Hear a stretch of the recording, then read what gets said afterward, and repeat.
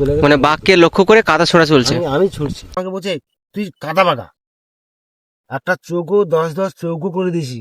হুম। প্রায় 20 থেকে 25 মিনিট ওর সঙ্গে লড়াই চলছে। বাঘ তো ওইভাবে লড়াই চলছে, চলতে বাঘটা ওই কাদা তুলতে মুখে মেরে দিয়েছি কাদা। যা মুখের যা 6 ফুট মতো লাফিয়ে উঠেছে বাঘটা। 6 ফুট? হ্যাঁ, ডাইরেক্ট একদম ডাইরেক্ট নেচে উঠেছে একদম বাঘ। নেই কাদায়?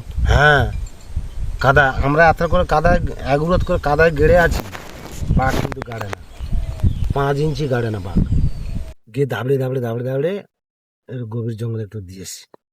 মানে বাঘকে তাড়ি দিয়ে এসছে গভীর জঙ্গলে? একা গিয়ে তাড়ি দিয়েছি বাড়িটা। একা? হ্যাঁ।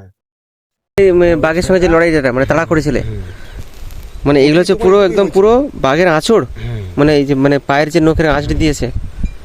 এ বাবা,